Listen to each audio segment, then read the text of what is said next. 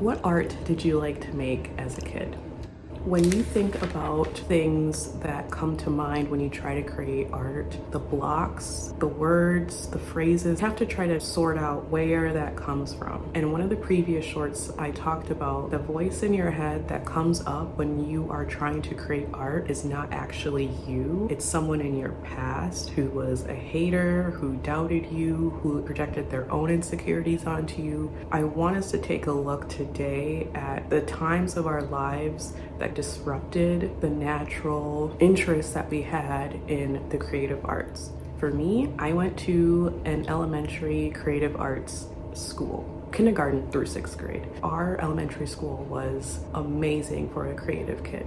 One of my toughest moments, I remember a friend yelling at me, "You think I'm your friend, but I'm not." This was in art class. We were working on clay at the time. All of the popular girls were kind of snickering in the background. I'm feeling absolutely gutted. Now knowing that I'm a very sensitive person, I can see why that absolutely it hurt a lot. And this is who I thought was my best friend. After that, I remember I was making a clay cat structure, and the teacher, who was there and present at the time, later on told me that the head of the cat fell off. She said, "We can glue it back together." And I'm like, "I don't want anything to do with it. It's broken." That was me taking out the humiliation and the feelings I had on my art. There's a time in my life when I was very, very young where I was learning something new and I wasn't doing it correctly, and there was consequences for that. I believe that contributes to the mindset I have of, if I can't do it correctly, what's the point of trying? Because in the past, I was punished for not being able to do something perfectly correct on the first try or the second try, even though according to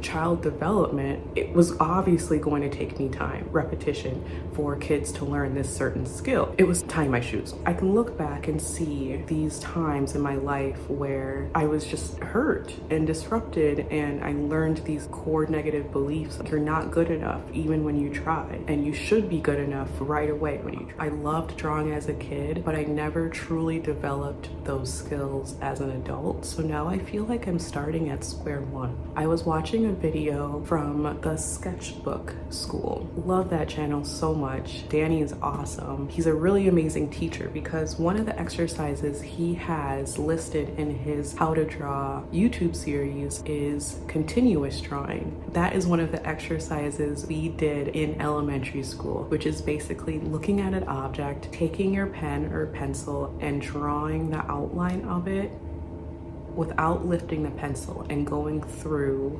choosing which details put on paper and which details you don't, but essentially drawing a figure, whether that's a mug, a lamp. When you look at it, it honestly helps you realize you can draw. It's not going to look perfect. It helps you train your brain to draw what you are actually seeing. It helps build a lot of confidence. While I have been focusing a lot on painting, I'm realizing one of the reasons why I'm not confident in my paintings and I like to lean on abstract work is because I'm not good at drawing. I need to take the time to develop that skill again. A couple days ago, I decided I am going to start drawing. This is some terrible sketches. I don't even know if you can decipher what these are, but I'm really proud of the one on the bottom. It's a plant. I really want to buy a sketchbook. It's intimidating having a big notebook, and I'd rather have a small sketchbook for that. As an adult, looking back at these times of our lives are important, not to dwell in them per se, to realize what negative voices come to our mind and why, so then we can take a step back and notice that was then and this is now. Reflect on these questions for yourself. What type of art made you happy as a kid? What types of events, what words did people say?